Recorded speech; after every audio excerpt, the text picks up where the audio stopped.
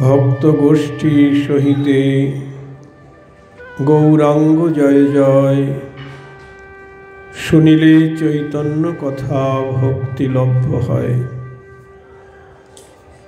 শ্রী শ্রী চৈতন্য ভাগবত অন্তখণ্ড দ্বিতীয় অধ্যায়। এই মতে সর্বপথে সন্তোষে আসিতে উত্তরিলা আসি প্রভু কমলপুরেতে।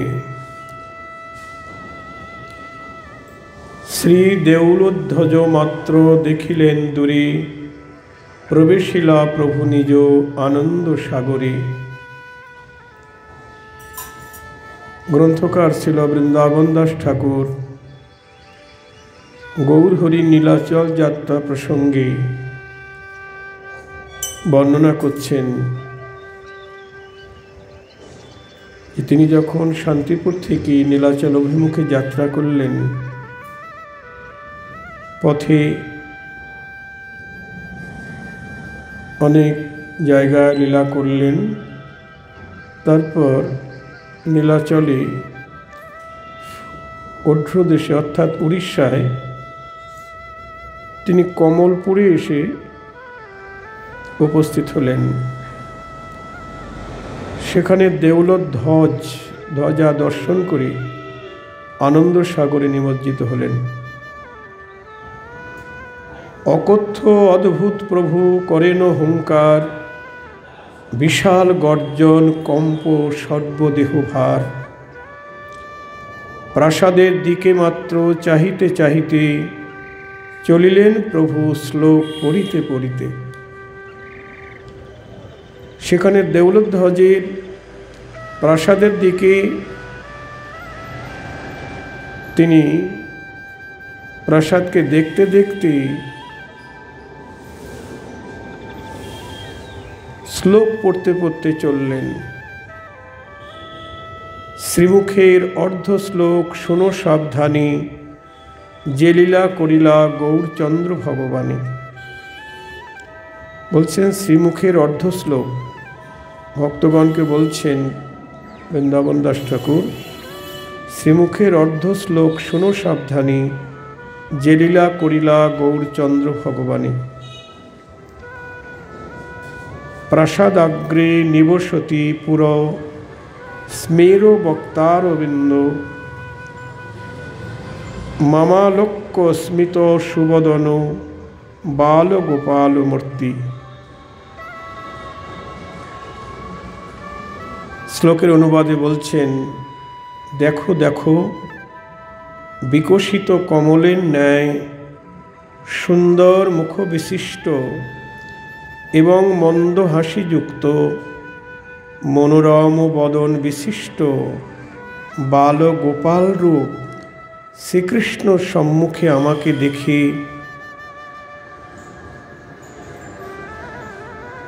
প্রাসাদ উপরে অর্থাৎ জগন্নাথ মন্দির অগ্রভাগে অবস্থান করিতেছেন। গৌরহরি দেখতে পাচ্ছেন প্রাসাদের উপরে বালগোপাল মূর্তি।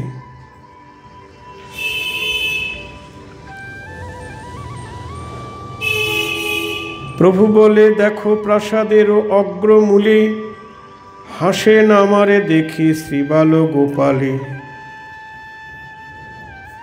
প্রাসাদের উপরে গৌরহরি তিনি গোপালকে দেখতে পাচ্ছেন আর সবাইকে বলছেন, দেখো দেখো প্রাসাদের উপরে গোপাল আমাকে দেখে হাসছেন।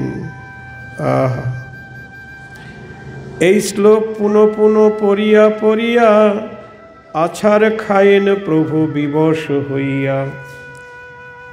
সেদিনের যে আছাড়, যে আর্তিক্রন্দন, অনন্তের জিহ্বায় বাস হয় বর্ণন। সেই যে প্রাসাদের উপরে বালগোপালকে দর্শন করে প্রভুর যে প্রেমবিকার ক্রন্দন আর ভূমিতে আছাড় খেয়ে পড়া, গ্রন্থকার বৃন্দাবন দাস ঠাকুর বলছেন আমি কি বলবো, একমাত্র অনন্তদেব তার জিহ্বায় তিনিই হয়তো বর্ণনা করতে সমর্থ হবে।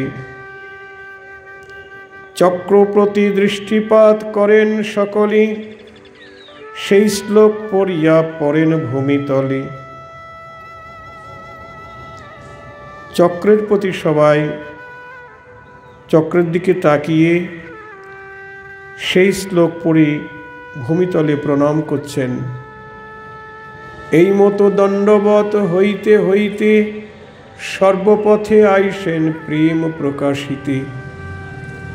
ইহারে সে বলি প্রেমময় অবতার, এ শক্তি চৈতন্য বই দুই নাহি আর।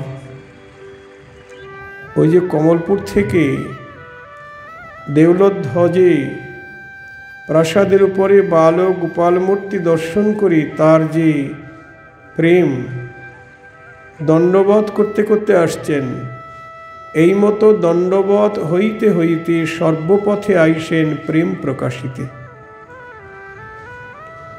দণ্ডবত শব্দের অর্থ হল, দণ্ড মানে লাঠি। একটা লাঠিকে যেমন দাঁড় করিয়ে ছেড়ে দিলে কি হয়, মানে শটাং হয়ে পড়ে যায়। হ্যাঁ, তেমনি মহাপ্রভু ওইভাবেই দণ্ডবত করতে করতে আসছেন।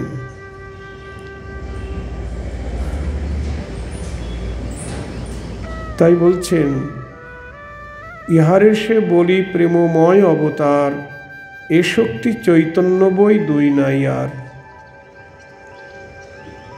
এ শক্তি একমাত্র প্রেমের অবতার আমার গৌরহরিতেই সম্ভব, দ্বিতীয় নাই। পথে যত দেখো এ সুকৃতি নরগণ, তারা বলে এই তো সাক্ষাৎ নারায়ণ। যারা আমার গৌরহরির সেই ভাব দর্শন করছেন, তারা বলা বলি করছেন এই তো সাক্ষাৎ নারায়ণ। তারা সাক্ষাৎ নারায়ণ বলছেন।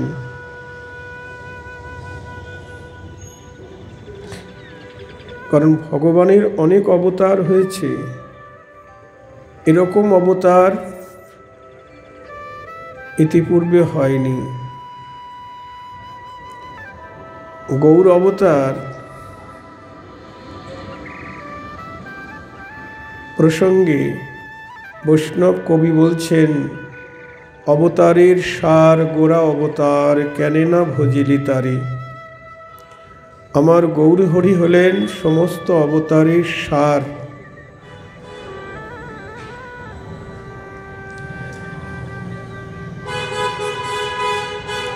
মানে ভগবান তার অনেক অবতার হয়েছে,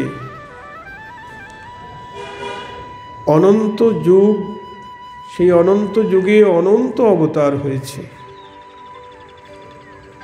প্রত্যেক যুগে গৌর হরির অবতার হয় না। শাস্ত্র বলছেন যে গৌর অবতার হয় কখন,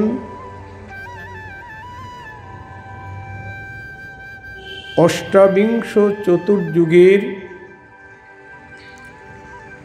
দাপরে স্বয়ং ভগবান কৃষ্ণ অবতার। তারপরের যে কলিযুগ, সেই কলিযুগে আমার গৌরের অবতার। খুব মূল্যবান কথা। আমরা বড় ভাগ্যবান, কেননা আমরা গৌরহরির যুগের মানুষ। হরিবোল, গৌরহরির যুগের মানুষ আমরা।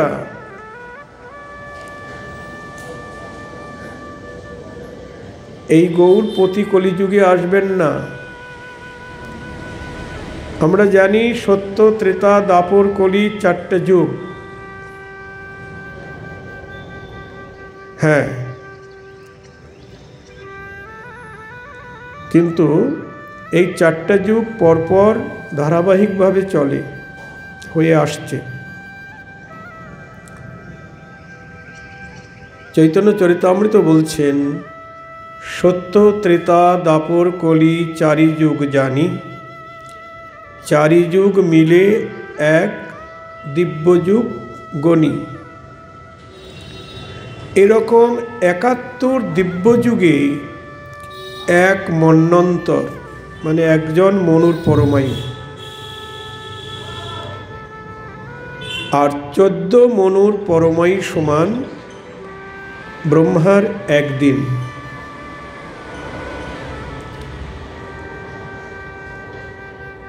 তাহলে অষ্টাবিংশ চতুর্যুগ মানে ২৮টা চারি যুগ। সত্য ত্রেতা দাপর কলি এরকম ২৮টা চারি যুগ, মানে ২৭টা চারি যুগ গত হবে। তারপরে ২৮ নম্বর চারি যুগের সত্য গেল, ত্রেতা গেল, তারপরে যে দাপর, সেই দাপরে স্বয়ং ভগবান কৃষ্ণের অবতার।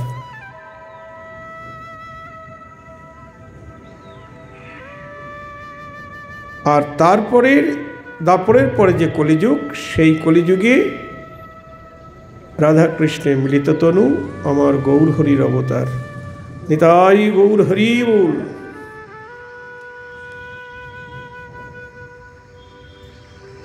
প্রতি যুগে যুগাবতার আসবেন, কিন্তু স্বয়ং ভগবান আসবেন না। এরপরে কলির পরে আবার সত্যযুগ আসবে, স্বয়ং ভগবান আসবেন না, যুগাবতার আসবেন। ত্রেতা যুগ আসবে, যুগ অবতার আসবেন। দাপর যুগ আসবে, যুগ অবতার আসবেন। কলিযুগ আসবে, যুগ অবতার আসবেন, কিন্তু স্বয়ং ভগবান আসবেন না। এরপরে আবার ২৭টা চারি যুগ গত হবে, ২৮ নম্বর চারি যুগের সত্য ত্রেতা যাবে, তারপরে আবার স্বয়ং ভগবান কৃষ্ণ আসবেন, এবং তারপরের কলিযুগে আবার স্বয়ং ভগবান গৌর আসবেন। নিতাই গৌর হরি বল।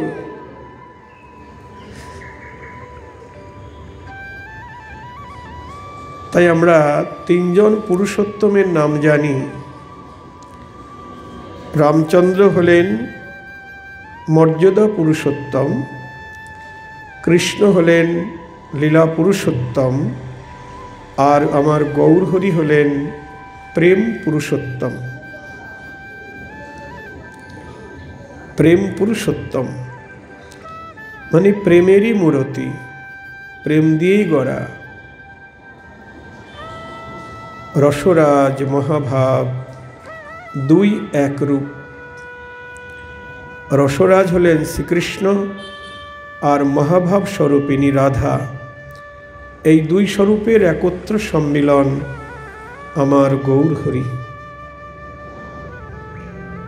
তাই গৌরকে না জানলে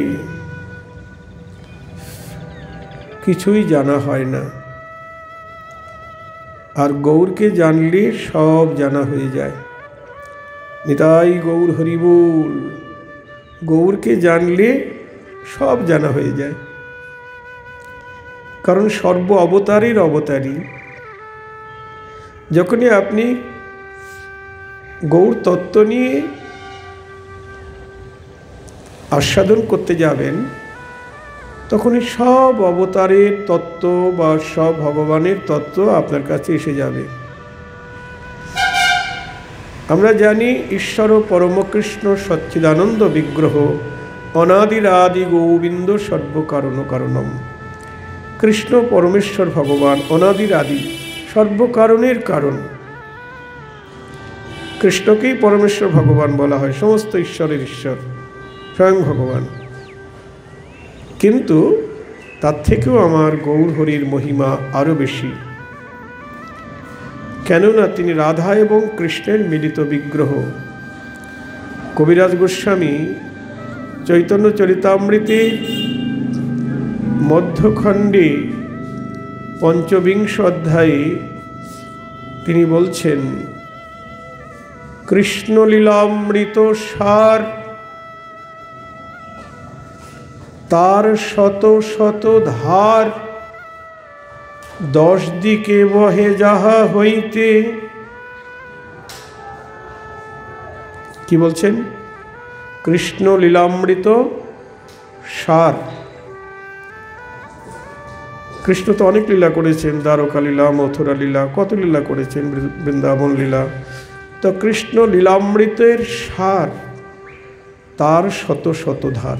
তা কৃষ্ণ লীলামৃতের সার কোনটা? বৃন্দাবন লীলা। তারও সার হল মধুর রসের লীলা, রাধা কৃষ্ণের প্রেম লীলা। এটাই হলো কৃষ্ণ লীলামৃতের সার। তার শত শত ধার, ধার মানে ধারা, সেই লীলামৃতের শত ধারা 10 দিকে বহে যাহা হইতে। কোথা থেকে বইছে? 10 দিকে বহে যাহা হইতে। কোথা থেকে? না, গৌরাঙ্গ লীলা হইতে।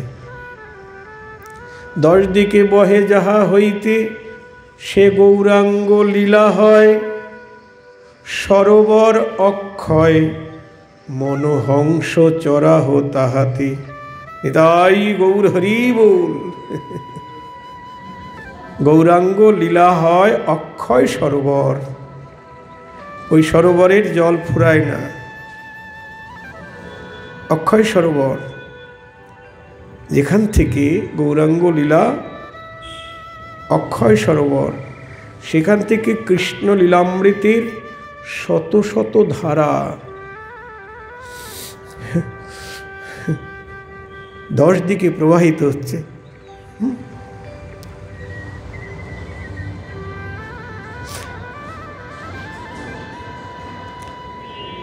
বৈষ্ণব কবি বাসুদেব ঘোষ বলছেন, যদি গৌরাঙ্গ না হইতো কেমনে হইতো,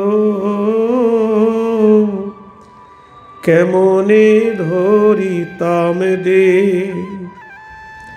বলি রাধার মহিমা প্রেম রস সীমা, রাধার মহিমা প্রেম রস সীমা, জগতে জানত কে। বলি কে জানত রাধার মহিমা, বলো কে জানত। আমার গৌর যদি নাই আসিত, রাধার মহিমা কে জানত। আমরা কি জানতে পারতাম না যদি গৌরাঙ্গ না হতো। মধুর বৃন্দা বিপিন মাধুরী, প্রবেশ চাতুরী সার। মধুর বৃন্দা বিপিন মাধুরী, বৃন্দাবনের যে মধুর রসের কথা, লীলা কথা, নরোত্তম ঠাকুর বলছেন, বচনের অগোচর বৃন্দাবন লীলাস্থল, স্বপ্রকাশ প্রেমানন্দ ঘন। কি বলছেন? বলছেন বচনের অগোচর বৃন্দাবনের লীলার স্থল, বৃন্দাবনের যে লীলাভূমি, সেটা বচনের অগোচর, মানে বর্ণনায় করতে পারবে না, করা যায় না। বচনের অগোচর বৃন্দাবন লীলাস্থল, স্বপ্রকাশ মানে নিজে নিজেই প্রকাশিত, স্বপ্রকাশ প্রেমানন্দ ঘন। সেখানে একদম সবসময় প্রেমানন্দ। হ্যাঁ, সপ্রকাশ প্রেমানন্দ ঘন, যাহাতে প্রকট সুখ, মানে সুখই প্রকট হয়ে আছে ওখানে। নাহি জরা মৃত্যু দুঃখ, সেখানে জরাও নাই, মৃত্যুও নাই, কোনো দুঃখের খবর নাই। সপ্রকাশ প্রেমানন্দ ঘন, মানে প্রেমানন্দ সমুদ্র, যাহাতে প্রকট সুখ, নাহি জরা মৃত্যু দুঃখ, কৃষ্ণ লীলা রস অনুক্ষণ। জয় রাধে। অনুক্ষণ সবসময় কৃষ্ণ লীলা হচ্ছে। তো ওখানে কি সবাই ডুবতে পারবে গো? যাদের সদ্গুরুর চরণ আশ্রয় হয়েছে, গুরু বৈষ্ণবের কৃপায় যাদের হৃদয় মন্দির শুদ্ধ হয়েছে, হ্যাঁ গো, প্রেম ভক্তি যারা প্রাপ্ত হয়েছেন তারাই তো সেখানে ডুববেন। প্রেম ভক্তি হয় যদি, তবে হয় মনশুদ্ধি, তবে যায় হৃদয়ের ব্যথা। প্রেম ভক্তি না হলে মন শুদ্ধ হবে না। জয় রাধে। বড় মূল্যবান কথা।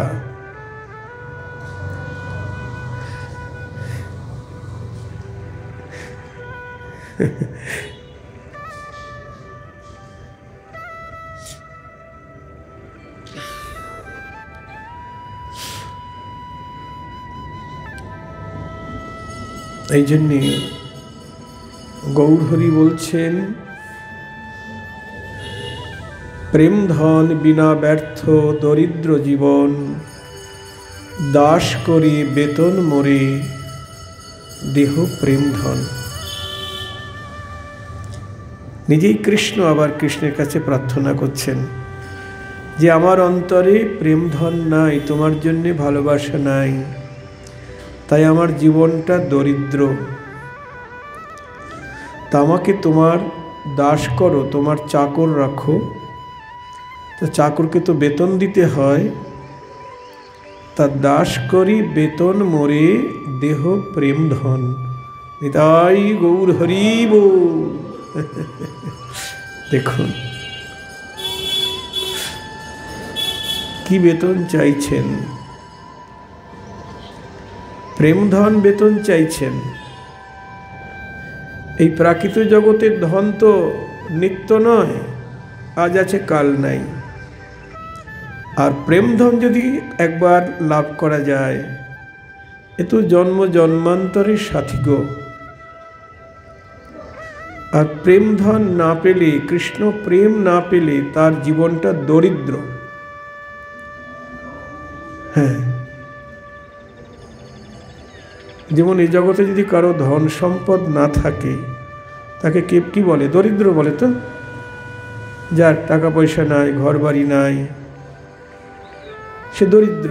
তা দরিদ্র মানেই সে দুঃখী।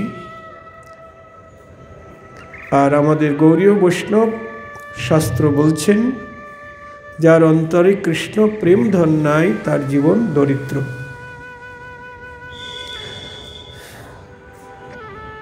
সে যতই ধনী মানি কুলীন পণ্ডিত হোক, সে দরিদ্র।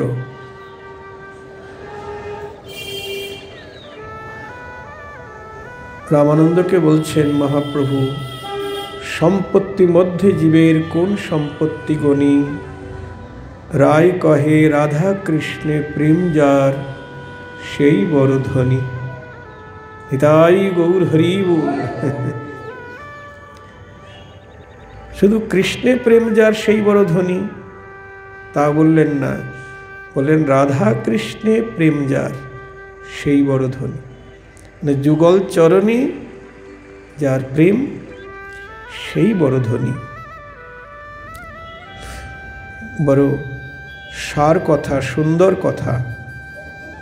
দেখো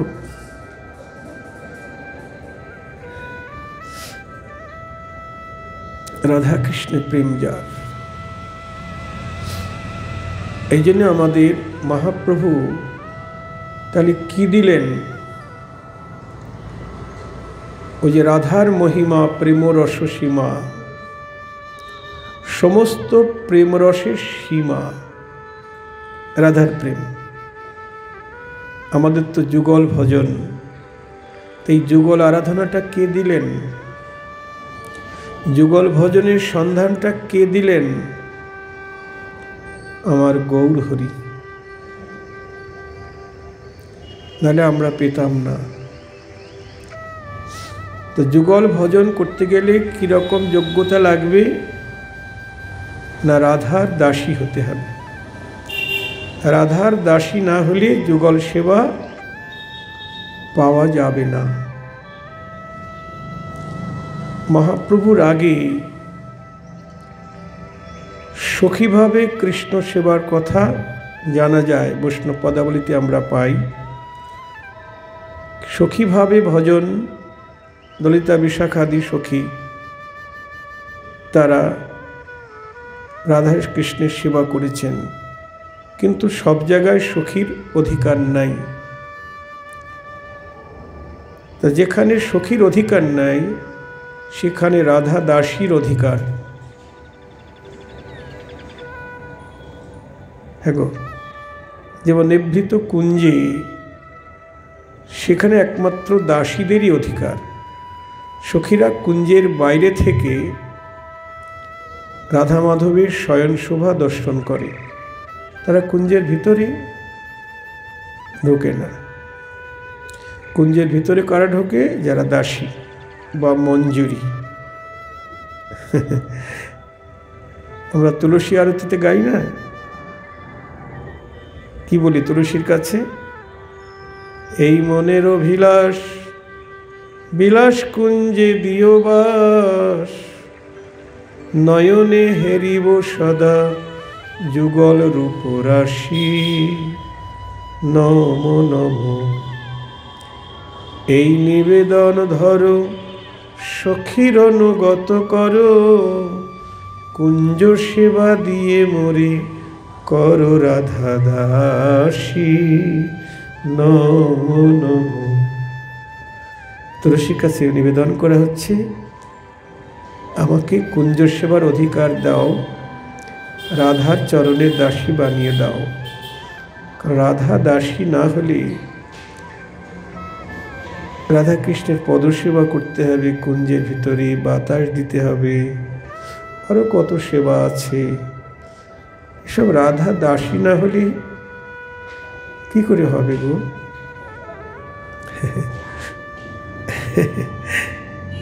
আবার দাসীর মধ্যেও স্তর আছে। সব দাসী তো আর কুঞ্জের ভিতরে ঢুকতে পারে না, অন্তঃপুরে ঢুকতে পারে না। কোনো দাসী বাইরের ঝাড় দেয় বা অনেক কিছু আছে না, কুঞ্জ পরিষ্কার করে। কিন্তু রাধাকৃষ্ণের বিলাস কুঞ্জে সেখানে একমাত্র রহদাসীর অধিকার।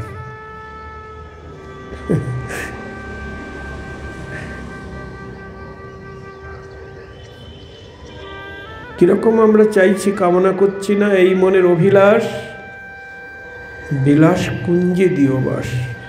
রাধাকৃষ্ণ যেখানে বিলাস করছেন সেখানে বাস চাইছি। তাহলে কেমন অধিকার দরকার রাধা দাসী? রামানন্দের সঙ্গেও মহাপ্রভুর আলাপ হয়েছে। যখন সিদ্ধান্ত হলো রাধাকৃষ্ণের যুগল সেবা এটাই জীবের সাধ্য, তখন প্রভু বললেন, সাধ্য বস্তু সাধন বিনে কেহ নাহি পায়, কৃপা করি কহরায় পাবার উপায়। কোন সাধনায় যুগল সেবা পাওয়া যাবে? উত্তরে রামানন্দ বললেন, রাধাকৃষ্ণ লীলা হয় অতি গুরুতর, দাস্য সখ্য বাৎসল্য আদি ভাবে না হয় গোচর। রাধাকৃষ্ণের লীলা অতি গুরুতর। এখানে যারা বৃন্দাবনের দাস্য সখ্য বাৎসল্য রসের ভক্ত, তারা তো অধিকার পাবেই না। এমনকি বাৎসল্য আদি শব্দ বলেছেন। এই আদি শব্দে যারা মধুর রসের মানে কৃষ্ণ প্রিয়া আছেন, দ্বারকা মথুরায় কৃষ্ণ প্রেয়সী যারা, তারাও রাধাকৃষ্ণের যুগল সেবায় অধিকার পাবে না। কে পাবে? সবেমাত্র সখীগণের ইহাতে অধিকার, সখী লীলা আস্বাদিয়ে করে লীলারও বিস্তার। একমাত্র সখীদের অধিকার। তখন প্রভু আবার জিজ্ঞেস করছেন, কি স্বভাব নিলে সখী হওয়া যায়? উত্তরে রামানন্দ বললেন, সখীর স্বভাব হয় অকথ্য কথন। অকথ্য কথন মানে কি? যা বলা যায় না। দেখো, সখীর স্বভাব হয় অকথ্য কথন, কৃষ্ণ সঙ্গে নিজ লীলায় নাহি সখীর মন। জয় রাধে।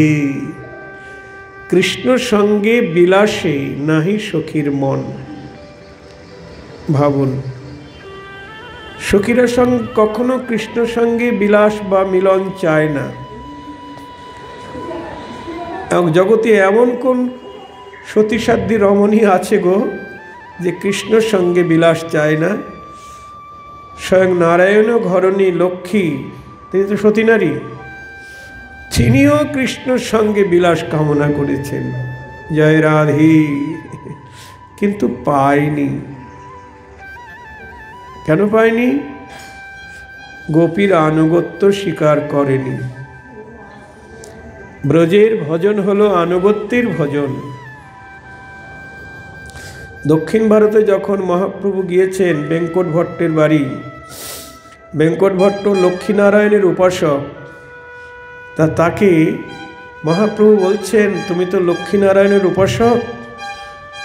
আচ্ছা ভট্ট, তোমার লক্ষ্মী তো নারায়ণের ঘরণী সতীসাধ্যী রমণী, সে কেন আমার কৃষ্ণের সঙ্গ কামনা করে, পরপুরুষের সঙ্গ? তখন বেঙ্কট ভট্ট বলছেন যে কৃষ্ণ তো জগৎপতি, পরমপতি, তার সঙ্গ কামনায় কোনো সতীর সতীত্ব নষ্ট হয় না। জয় রাধে। এই নষ্ট হয় না। তখন মহাপ্রভু বলল, আচ্ছা ঠিক আছে, তা কামনা করেও কেন লক্ষ্মী কৃষ্ণ সঙ্গ পায়নি এটা বলো তো? তখন বেঙ্কট ভট্ট আর বলতে পারছে না। তখন মহাপ্রভু বললেন, লক্ষ্মী কামনা করেছেন, কিন্তু গোপীর আনুগত্য স্বীকার করেনি। তার অভিমান, আমি ঐশ্বর্যের অধীশ্বরী, হ্যাঁ, আমি এ গোয়ালিনীর আনুগত্য স্বীকার করব? কখনো না। এই একটু নিয়ে যান বাচ্চাগুলিকে, আমাদের অসুবিধা হচ্ছে।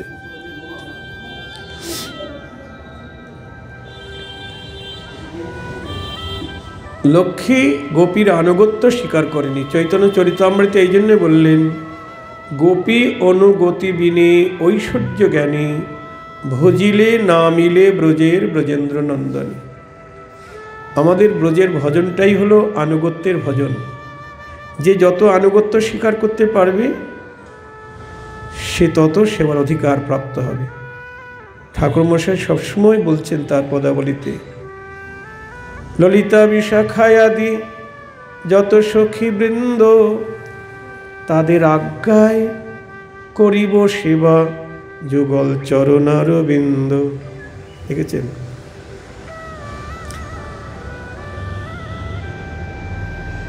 তাই স্বয়ং লক্ষ্মী পর্যন্ত কামনা করেছেন কৃষ্ণ সঙ্গ, কিন্তু রাধার সখীগণ তারা কৃষ্ণ সঙ্গে বিলাস চায় না। কেমন সখীর চরিত্র!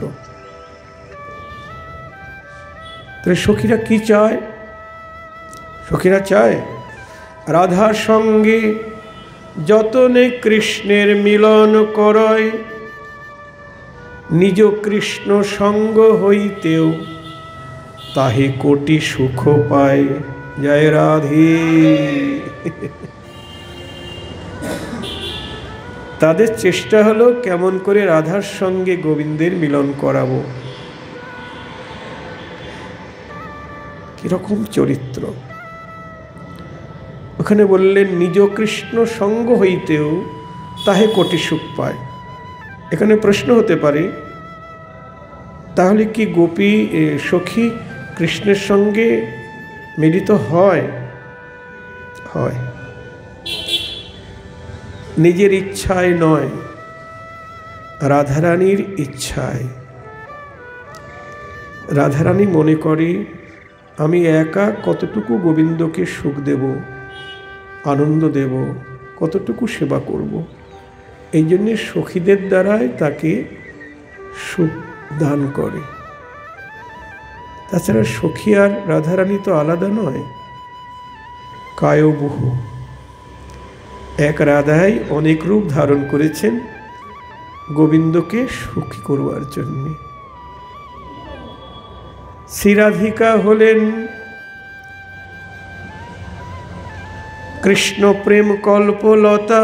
রামানন্দ রায় বলছেন সখীগণ হয় তার পল্লব পুষ্প পাতা। রাধারানী হলেন কৃষ্ণ প্রেম কল্পলতা, আর সখীরা হলেন সেই লতারঙ্গে পাতা বা ফুল। কৃষ্ণ লীলামৃতে যদি লতাকে সিঞ্চয়, লতা হইতে পল্লবাদ্যের কোটি সুখ হয়। জয় রাধে।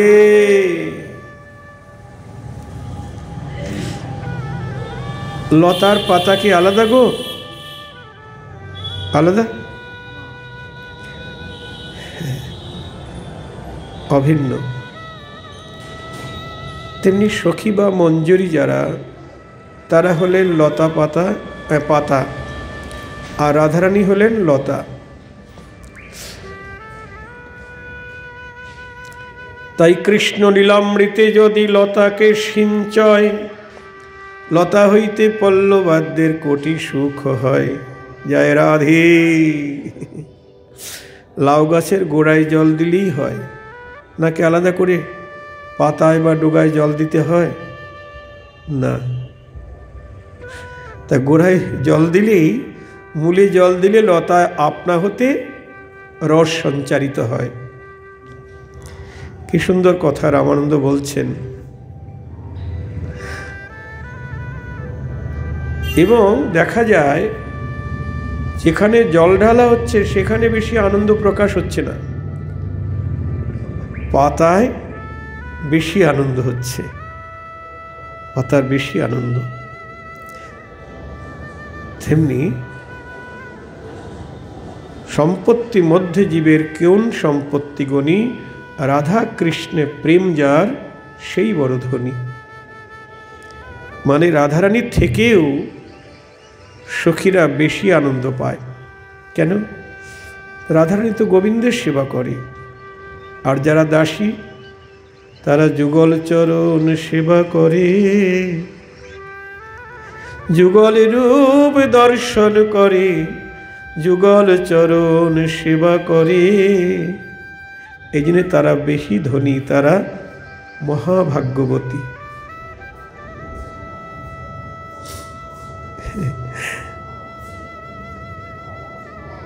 আমাদের যদি আমরা যুগল সেবা পেতে চাই, এরকম আত্মসুখ বর্জিতা হতে হবে।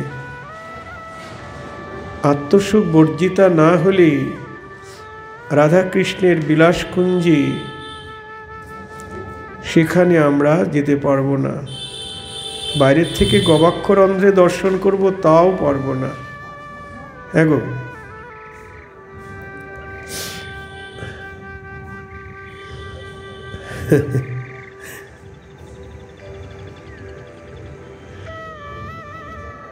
স্বয়ং গৌরহরি তিনিও মঞ্জুরিভাবে রাধাকৃষ্ণের লীলা দর্শন করছেন। যখন সমুদ্রে ঝাঁপ দিয়েছিলেন, জালিয়ার জালে পড়েছিলেন, প্রভাতকালে যখন স্বরূপ দামোদর আদি প্রভুর পার্ষদগণ তাকে খুঁজছিলেন, তখন দেখছিলেন একজন কৃষ্ণ কৃষ্ণ বলে নাচতে নাচতে আসছেন। তখন তাকে দেখে বলছেন, তুমি কৃষ্ণ কৃষ্ণ বলে নাচছো কেন? বলছে, আমার ভূতে ধরেছে। ভূতে ধরেছে? কোথায় ভূত? ওই যে আমার জালিয়ার আমার জেলে মানে জালে পড়েছে ভূত। সারা রাত্রি আমি মাছ ধরি, জাল বাই, কিন্তু আজ আমার জালে ভূত উঠেছে। ছুটতে ছুটতে গেল, সবাই মিলে গিয়ে দেখে, হ্যাঁ, জেলের জালে মহাপ্রভু জড়িয়ে আছেন। তখন তার কানের কাছে কাঁসর ঘণ্টা বাজিয়ে হরিনাম ধ্বনি করে তাকে চেতন ফিরালেন। চেতন পেয়ে গৌরহরি বলছেন, এ কি তোমরা আমাকে কোথায় নিয়ে এলে? আমি রাধা কৃষ্ণ রাসলীলার পরে জলে জলকেলি করছিল, আমি কিনারে দাঁড়িয়ে তা দর্শন করছিলাম, আর এমন সময় আমাকে তোমরা কানের কাছে কী সব বাজালে, আমাকে কোথায় নিয়ে এলে তোমরা? দেখুন, তাহলে গৌরহরি তখন কোন ভাব ছিল? কিনারে দাঁড়িয়ে তিনি যে রাধাকৃষ্ণের জলকেলি দর্শন করছেন, তাহলে এটা তো মঞ্জরি ভাব। তা গৌরহরি তো রাধা কৃষ্ণের মিলিত তনু, তিনি কখনো নিজেকে ঈশ্বর জ্ঞান করছেন, আমি সেই, মই সেই কৃষ্ণ, মই সেই নারায়ণ, আবার পরক্ষণে বলছেন আমি কৃষ্ণের চরণের দাস। কখনো বলছেন আমি ব্রাহ্মণ নই, বৈশ্য নই, ক্ষত্রিয় নই, শূদ্র নই, আমি ব্রহ্মচারী নই, গৃহস্থ নই, বানপ্রস্থী নই, সন্ন্যাসীও নই, আমি গোপীর প্রাণবল্লভ কৃষ্ণ চরণীর একটি দাস অনুদাস মাত্র। নিতাই গৌর হরি বল।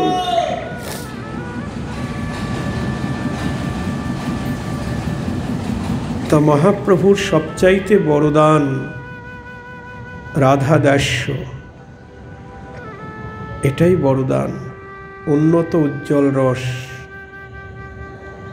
চতুর্থ শ্লোকে বলা আছে না, সমর্পয়িতুম উন্নত উজ্জ্বল রসাং স্বভক্তি শ্রিয়ম। অতি নিগুড়তম প্রেম গৌরহরি রাধা দাস্য আমাদের দান করেছেন। প্রেমের মূরতি,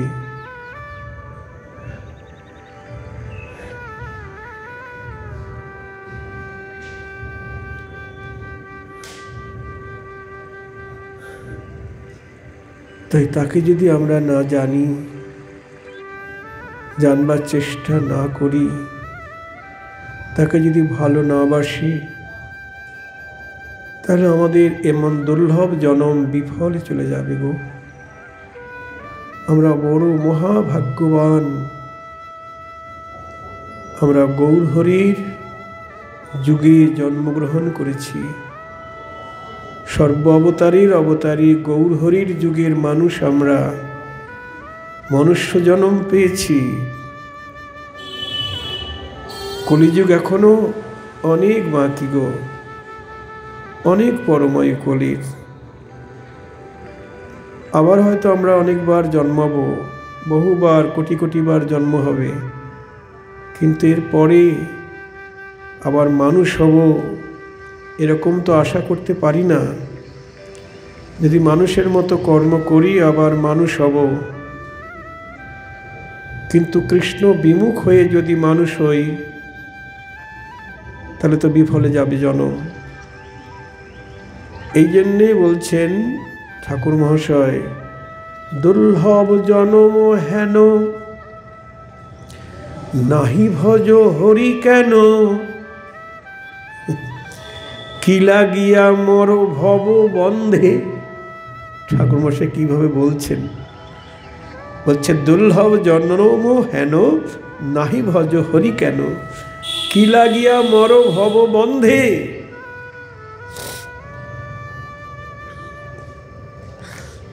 এটা গৌর গোবিন্দ ভজনের জনম। তাই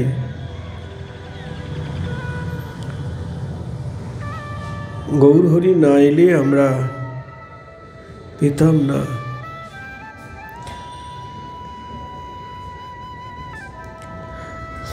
অবতারের সার গোরা অবতার,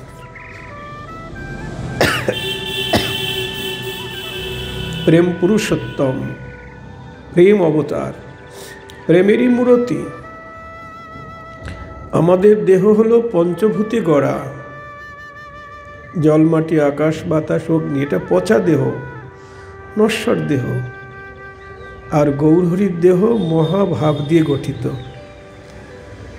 রসরাজ কৃষ্ণ, মহাভাব স্বরূপিণী রাধার মিলিত তনু। এই জন্যে সেই গৌরহরি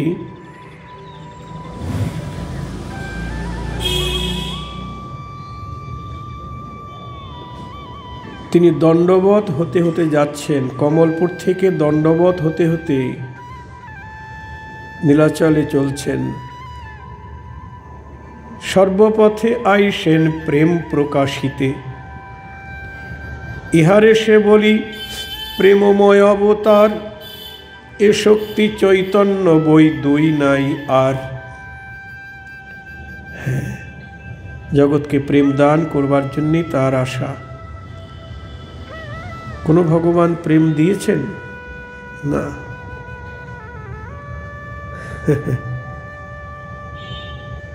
চিরকাল নাহি করি প্রেম ভক্তি দান, প্রেম ভক্তি বিনা নাহি জগতের অবস্থান।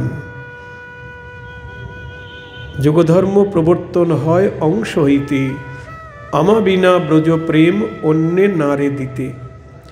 আমি ছাড়া ব্রজ প্রেম অন্য কেউ দিতে পারবে না। হ্যাঁ গো, আর দান, প্রেম দান করতে গেলে কৃষ্ণ ভগবানেরও ক্ষমতা নেই দান করার। কৃষ্ণ ভগবানের কথা বলতে গিয়ে বলেছেন, ভগবান যদি ছুটে ভক্তে ভুক্তি মুক্তি দিয়া কভু প্রেম না দেন, নিজে রাখে লুকাইয়া। আপনি যদি কৃষ্ণকে চান বা কৃষ্ণ প্রেম চান, তাহলে কৃষ্ণ আপনাকে দেবে না সহজে। কি দেবে? ভগবান যদি ছুটে ভক্তে ভুক্তি মুক্তি দিয়া আপনাকে ওই এ জগতের সুখ মানে ভোগ বা স্বর্গের সুখ ভোগ, ধর্মার্থ কামমোক্ষ চতুর্বর্গ ফল আপনাকে দান করবে, কিন্তু প্রেম দেবে না। প্রেম ধন নাহি দেন, রাখে লুকাইয়া। কেন না? প্রেম দিলে যে তার অধীন হয়ে যেতে হবে, তার কাছে বিক্রি হয়ে যেতে হবে।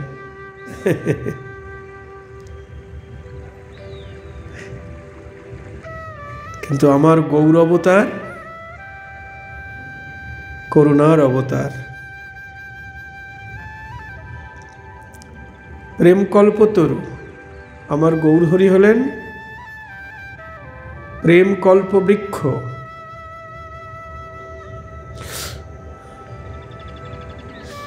হরি বল।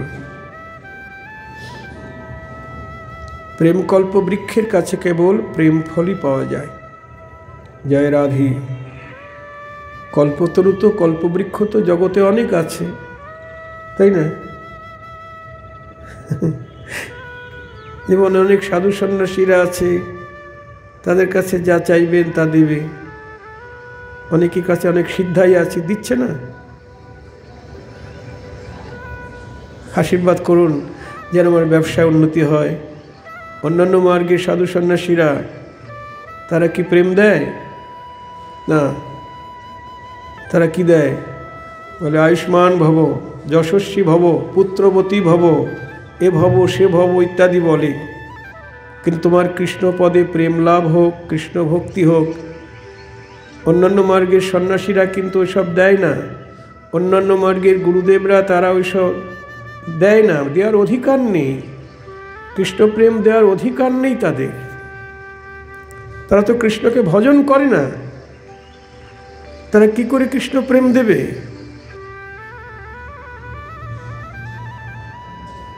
জয় জয় শ্রী গুরু প্রেম কল্পতরু। এই দেখুন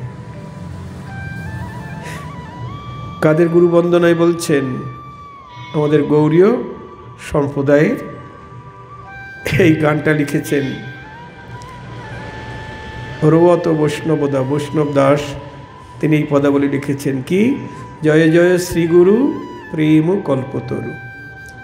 শ্রী গুরুদেবকে প্রেম কল্পতরু বলা হয়েছে। শ্রীগুরু, গুরুদেবকে শ্রীগুরু বলা হচ্ছে কেন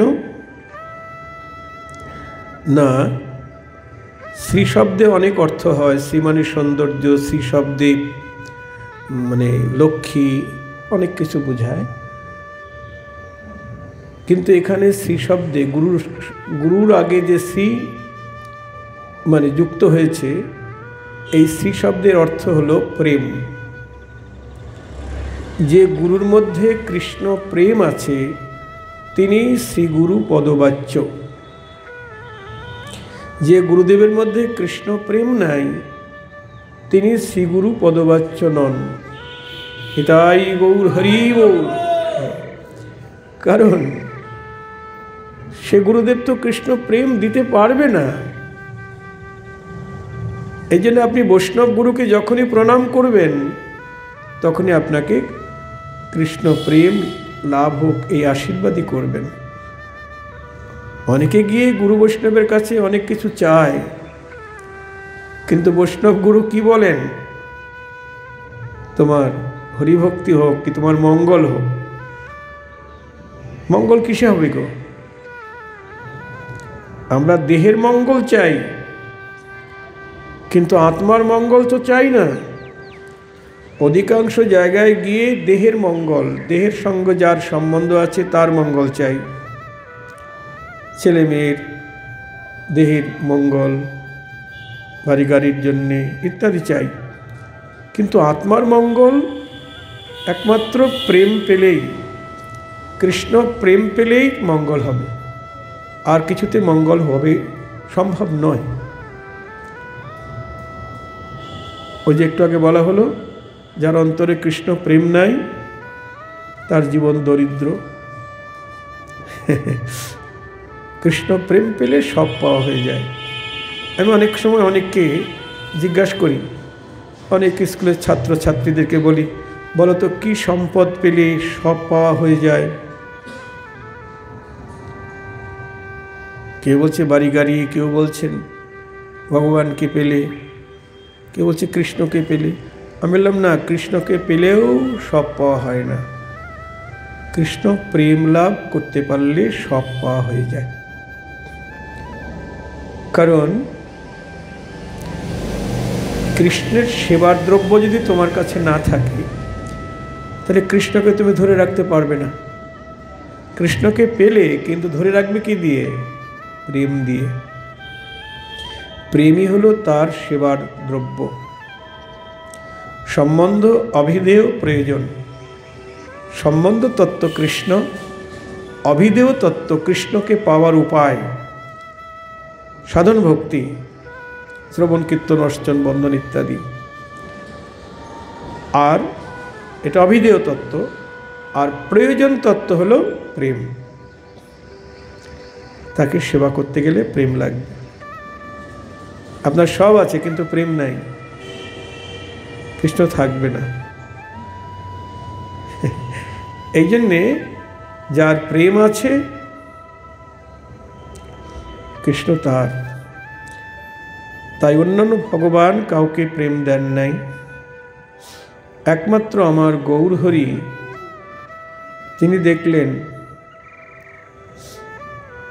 আমা ভজে জীব চায় বিষয় সুখ, অমৃত ছাড়ে বিষ মাগে, সে বড় মূর্খ। চিন্তা করছেন, জগজীব আমাকে ভজন করছেন কিন্তু বিষয় বিষ চাইছেন। বিষয় তো বিষ, বিষয় গরল। সেটা চাইছে, কিন্তু ওতে তোর মঙ্গল হবে না। তাই ভগবান চিন্তা করছেন, আমা ভজে জীব চায় বিষয় সুখ, অমৃত ছাড়ি বিষ মাগে, সে বড় মূর্খ। মানে আমি হলাম অমৃত আর বিষয় হলো বিষ, তামা হেন অমৃতকে ত্যাগ করে বিষয় বিষ চাইছেন। তা জীব মূর্খ, ও তো জানে না ওর কিসে মঙ্গল হবে।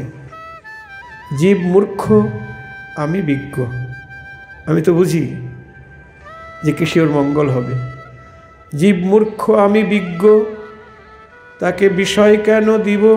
আহ, সচরণামৃত দিয়ে তারে বিষয় ভুলাইব, নিতাই গৌর হরি বল। দেখেছেন কত কৃপালু আমার গৌর হরি। ও তো মূর্খ, বোঝে না ওকে কেন আমি বিষয় দেব, বিষয় পেলে ওর মঙ্গল হবে না। তাই আমি বুঝিও কিশোর মঙ্গল হবে, এই জন্যে সচরণামৃত দিয়ে জীবকে বিষয় ভুলাইব। মানে আমাকে পেলে বা আমার চরণ পেলে সব পাওয়া হয়ে যায়, আর কিছু পাওয়ার বাকি থাকে না।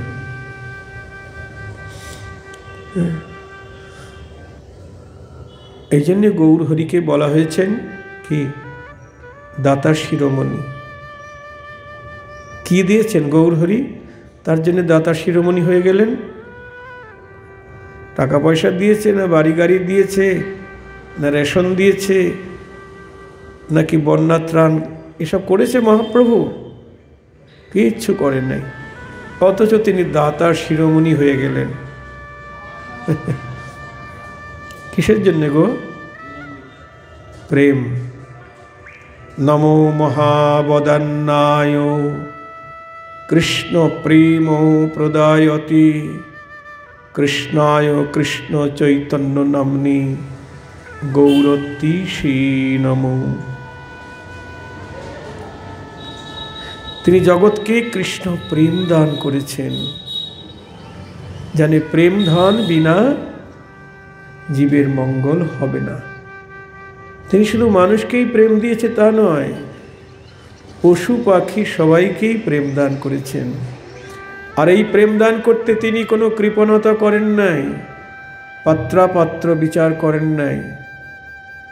কে যোগ্য কে অযোগ্য, কে পাপী কে পুণ্যবান, কে ব্রাহ্মণ কে চণ্ডাল, বিচার করেন নাই। অক্রোধ পরমানন্দ নিত্যানন্দ রায়, অভিমান শূন্য নিতাই নগরে বেড়ায়। নিতাই গৌর হরি বল। চণ্ডাল পতিত জীবের ঘরে ঘরে যাইয়া,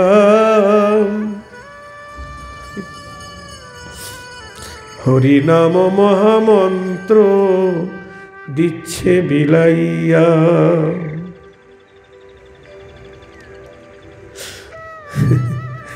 কি বলছেন? চণ্ডাল পতিত জীবের ঘরে ঘরে যাইয়া হরিনাম মহামন্ত্র দিচ্ছে বিলাইয়া। কে যোগ্য কে অযোগ্য বিচার করছে না। যারা সজ্জন তারা তো হরিনাম নিচ্ছে, কিন্তু যারা দুর্জন তারা নিচ্ছে না।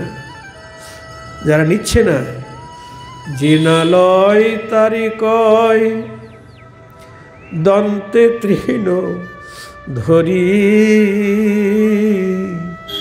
যে না লয় তারে কয় নিতাই দন্তে তৃণ ধরি। আমারে কিনে আলহ বল গৌর হরি, নিতাই গৌর হরি বল। আহা, যে না নিচ্ছে তাকে দন্তে তৃণ ধারণ করে বলছে। কেন গো? দন্তে তৃণ নয় কারা? তৃণ মানে ঘাস। কারা নেয়?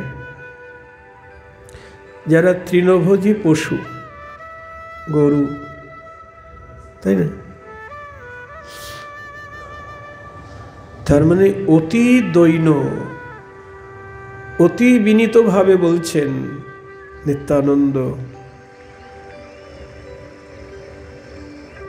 অতি বিনয় করে, জেনা লয় তারে কয় দন্তে তৃণধরি, আমারে কিনিয়া লহ বল গৌর হরি। তোমরা যদি গৌর হরি বলো, আমি তোমাদের কাছে বিক্রি হয়ে যাব। নিতাই গৌর হরি বল। আহা, এত বলি নিত্যানন্দ ভূমে গড়ি যায়, সোনার পর্বত যেন ধুলাতে লুটায়। হেন অবতারি যার রতি না জন্মিল, লোচন বলে সেই ভবে এলো আর গেল। নিতাই গৌর হরি বল। আহা,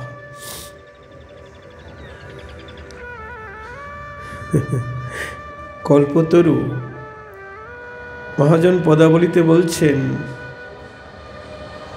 গৌরের গুণের কথা বলতে গিয়ে, পরশম নিরসনে গোরা গুণের কি দেব তুলনা। যদি বলি আমার গোরা পরশমণি, না, পরশ ছোঁয়াইলে হয় সোনাম। পরশমণির সঙ্গে গোরা গুণের তুলনা হয় না, কারণ পরশমণির পরশ পেলে তবে লোহা সোনা হয়। আর আমার গৌরাঙ্গের গুণ নাচিয়া গাহিয়ারি, রতন হইল কত জনা, রতন হইল কত জনা, সব রত্ন হলো গো গৌর বলে নেচে গেয়ে, সব রত্ন হলো গো গৌর বলে নেচে গেয়ে, প্রেমানন্দে বাহু তুলে গৌর বলে নেচে গেয়ে, সবাই রত্ন হলো গো। পরশমণির পরশ পেলে তবে লোহা সোনা হয়, পরশ না পেলে তো সোনা হয় না। আর আমার গৌরাঙ্গ পরেশ দূরের কথা, গৌরের নাম গুণ যারা কীর্তন করে তারা রত্ন হয়ে যায়।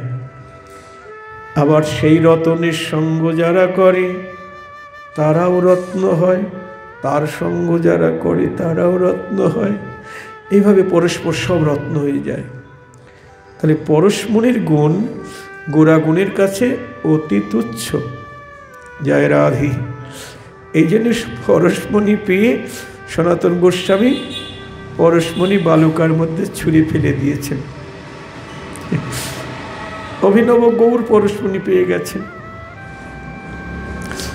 আবার বলছেন, এক নদিয়ার আর একজন প্রিয় ভক্ত, আচ্ছা তাহলে আকাশের চাঁদের সঙ্গে তুলনা হবে? বললে না। কেন? আকাশের চাঁদের কলঙ্ক আছে, নদিয়ার চাঁদের কলঙ্ক নাই। গগনের চাঁদ উদয় হয় অস্ত যায়, নদিয়ার চাঁদ একবার উদয় হলে আর অস্ত যায় না। গগনের চাঁদ বাইরের আধার দূর করে, আর কলঙ্ক পূর্ণ শশী উদয় নদিয়া পুরী। দূরে গেল মনের আধার গো, জীবের অজ্ঞান আধার নাশ করিল হৃদাকাশে উদয় হয়ে। আমার নদিয়ার চাঁদ গৌর হরি, হৃদাকাশে উদয় হয়ে অজ্ঞান আধার নাশ করিল। তাহলে গগনের চাঁদের রূপগুণ পরাজিত। আর একজন বলছে, আচ্ছা তাহলে কল্পতরুর সঙ্গে তুলনা হবে, কামধেনুর সঙ্গে তুলনা হবে? বলছে না। কেন? কল্পতরুর কাছে যে যা চায় তার বাসনা পূর্ণ হয়, কামধেনুর কাছে যে যা চায় তার বাসনা পূর্ণ হয় না, তবু তুলনা হয় না। কেন? সেখানে চাইতে হয় তবে দেয়,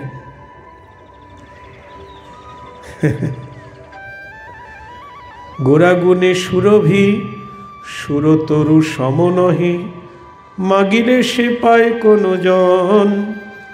চাইলে হয়তো কেউ কেউ পায় কল্পতরুর কাছে বা কামধেনুর কাছে, আর আমার গোরা না চাহিতে অখিল ভুবন ভরি জনে জনে। চাইতে হলো না, না চাহিতে অখিল ভুবন ভরি জনে জনে, যাচিয়া দেওল প্রেম ধন। বলি যেচে সেধে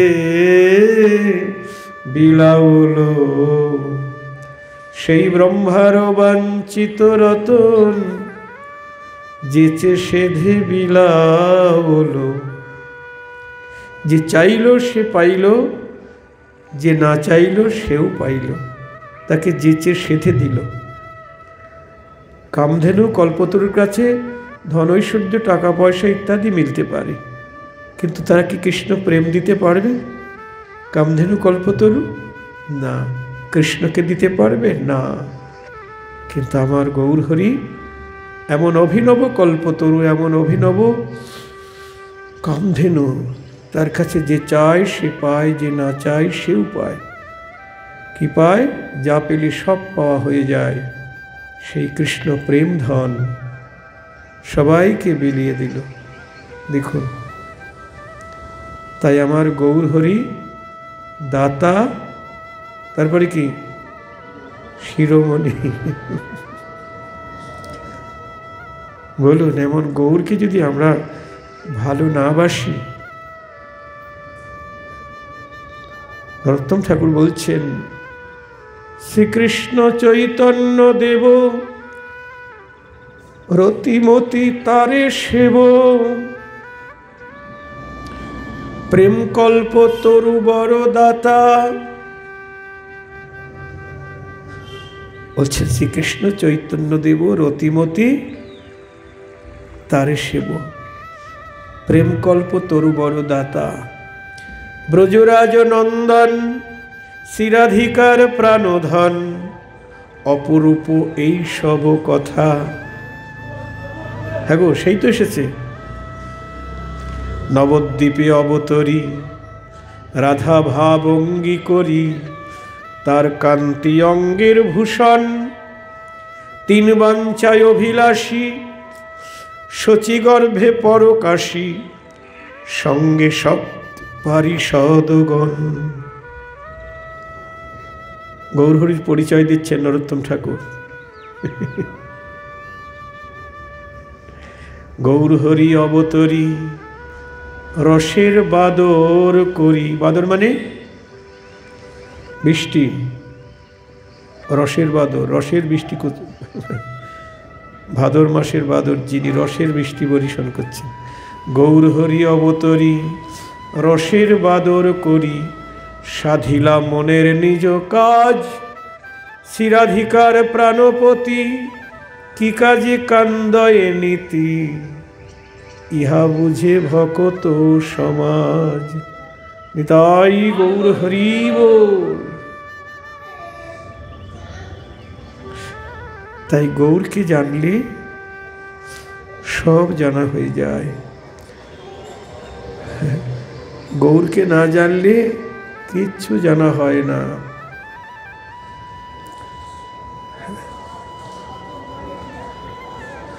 অনেকে নিতাইয়ের নাম বলছে না, গৌরের নাম বলছে না, হরে কৃষ্ণ বলছে। হ্যাঁ, হরে কৃষ্ণ।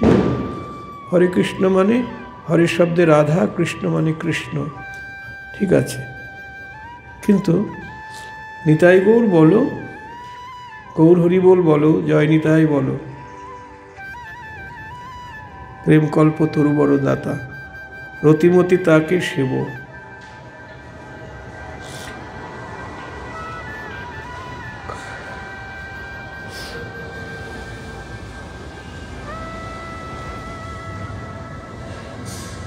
সেই প্রভু প্রেমময় অবতার। পথে যত দেখয়ে সুকৃতি নরগণ, তারা বলে এই তো সাক্ষাৎ নারায়ণ। চতুর্দিকে বেরিয়া আইসে ভক্তগণ, আনন্দধারায় পূর্ণ সবার নয়ন। প্রভুকে ঘিরে ঘিরে ভক্তগণ আসছেন। সবে চারিদণ্ডের পথ প্রেমের আবেশে, প্রহর তিনেতে আসি হইলা প্রবেশে।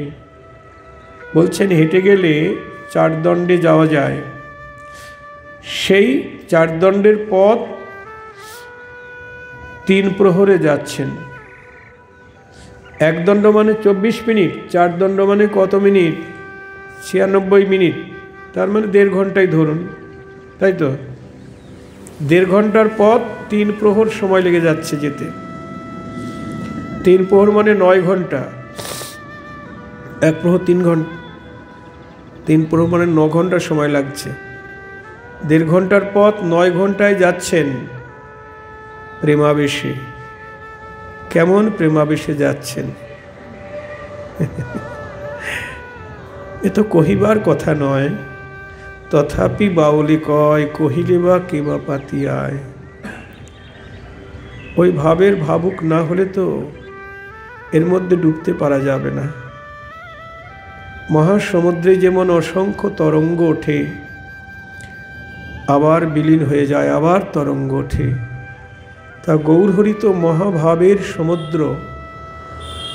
ওই প্রেম সমুদ্রে ডুবতে গেলে আমাদের ভাবুক হতে হবে, প্রেমিক হতে হবে। ভাবুক প্রেমিক না হলে ওই রসে ডুবা যাবে না। প্রাকৃত বুদ্ধির দ্বারা, প্রাকৃত জ্ঞানের দ্বারা অনুভব হবে না। মন বুদ্ধি অপ্রাকৃত হতে হবে, নয়নটাও অপ্রাকৃত হতে হবে।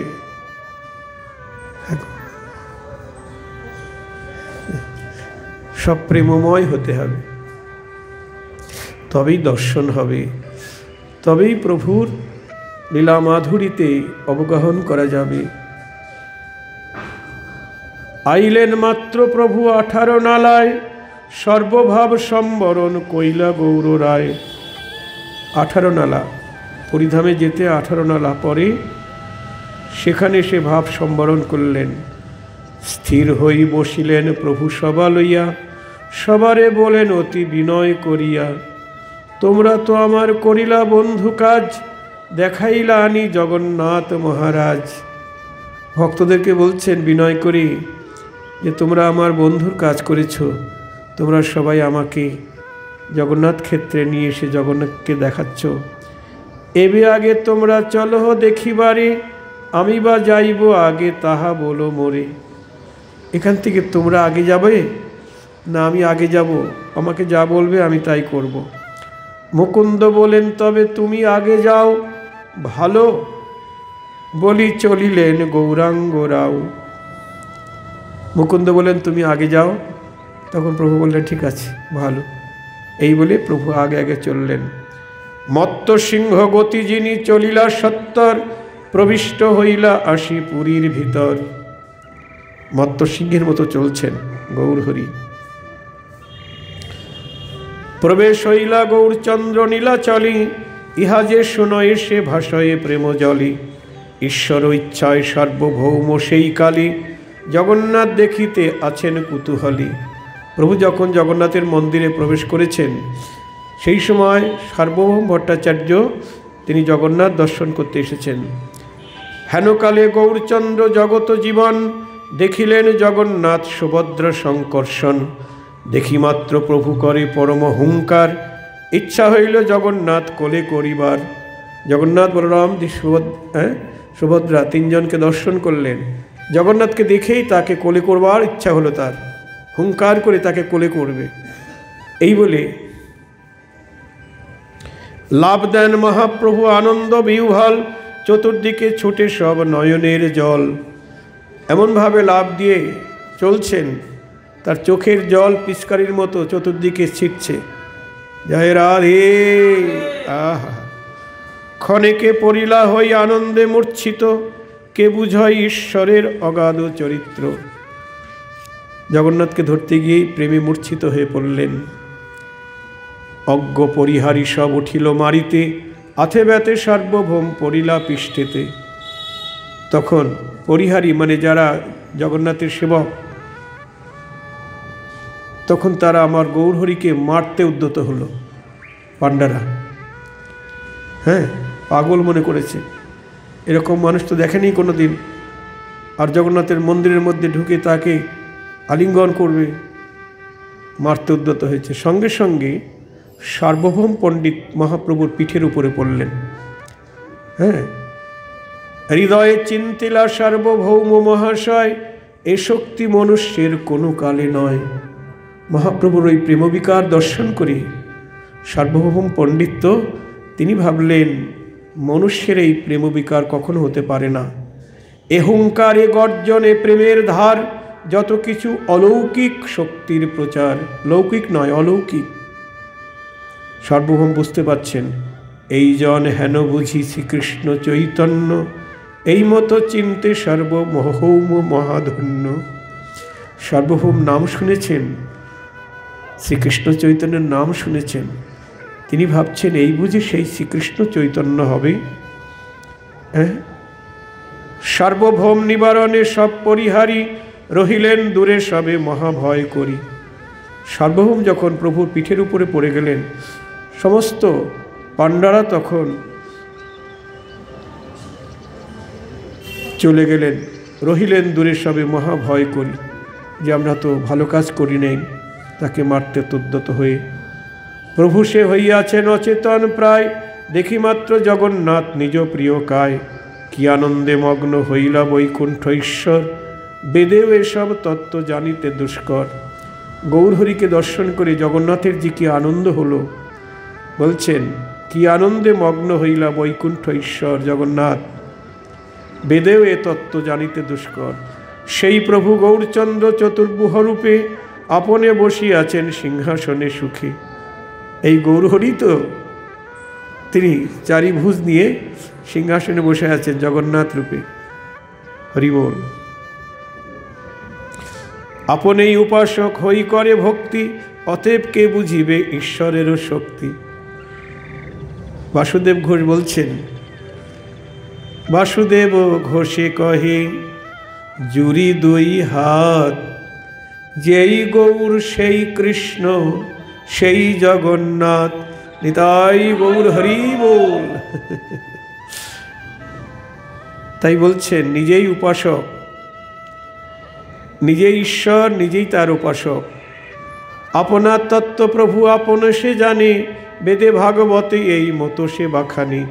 তথাপি যে লীলা প্রভু করেন যখনই, তাহি কহে বেদে উজ্জীব উদ্ধার কারণে। মগ্ন হইলেন প্রভু বৈষ্ণবাবেশে, বাহ্য দূরে গেল প্রেম সিন্ধু মাঝে ভাসে।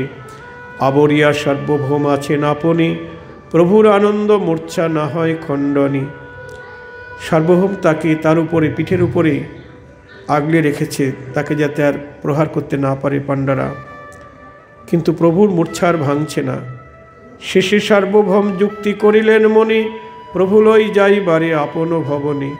সার্বভৌম ভাবলেন আমার ঘরে নিয়ে যাব আমি প্রভুকে। সার্বভৌম বলে ভাই পরিহারীগণ, সবে তুলি লহ এই পুরুষ রতন। সার্বভৌম পাণ্ডাদেরকে বললেন, ভাই এই পুরুষ রত্নকে আমার বাড়িতে নিয়ে চলো। পাণ্ডু বিজয়ের মতো নিজ ভিত্তগণ, সবে প্রভু কোলে করি করিলা গমন। নিতাই গৌর হরি বল। এবার সব পাণ্ডারা প্রভুকে কোলে করে নিয়ে চলছেন সার্বভৌমের গৃহে। বলছেন যেন পাণ্ডু বিজয়। জগন্নাথের সেবকেরা যখন জগন্নাথকে মন্দির থেকে বের করে না, করে রথে তোলে, ওটাকে বলে পাণ্ডু বিজয়। আজকে মহাপ্রভুকে তারা কোলে করে নিয়ে যাচ্ছেন। কত ভাগ্য করেছে গৌরব, হ্যাঁ, কত ভাগ্য করেছে।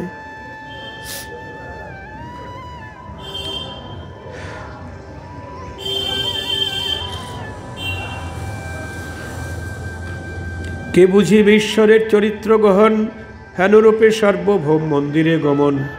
চতুর্দিকে হরিধ্বনি করিয়া করিয়া, বহিয়া আনেন সবে হরিষ হইয়া। হেনই সময় সর্বভক্ত সিংহদারি, আসিয়া মিলিলা সবে হরিষ অন্তরে। এদিকে প্রভুর সঙ্গে যারা ছিলেন তারা এবার জগন্নাথের সিংহদারি এসে হাজির হলেন।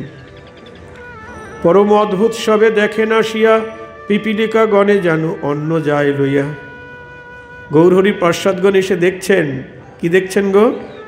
যেন পিপীলিকা অর্থাৎ পিঁপড়ে যারা, বহু পিঁপড়ে একসঙ্গে মিলিত হয়ে অন্নের খণ্ড নিয়ে যাচ্ছেন। একটা অন্ন পড়ে আছে, সেই অন্নটা পিঁপড়েরা কি করে? একা তো পারবে না, বহু পিঁপড়ে একসঙ্গে হয়ে নিয়ে যায়। কেমন লীলা! ভক্তরা দেখছেন যেন অন্নখণ্ডকে পিঁপড়েরা ধরে নিয়ে যাচ্ছে।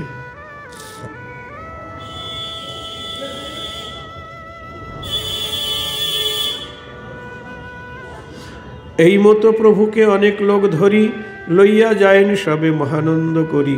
সিংহদ্বার নমস্করি সর্বভক্তগণ, হরিষে প্রভুর পাছে করিলা গমন। সর্বলোকে ধরি সার্বভৌমের মন্দিরে, আনিলের কপাট পড়িল তবে দ্বারে। যখনই প্রভু সার্বভৌমের মন্দিরে প্রভুকে নিয়ে যাওয়া হলো, সঙ্গে সঙ্গে কপাট বন্ধ হয়ে গেল। আজকে আমরা এই পর্যন্তই, এখানে বিশ্রাম রাখছি। শ্রীকৃষ্ণ চৈতন্য নিত্যানন্দ চাঁদ জানু, বৃন্দাবন দাস তোছু পদ যুগে গানু।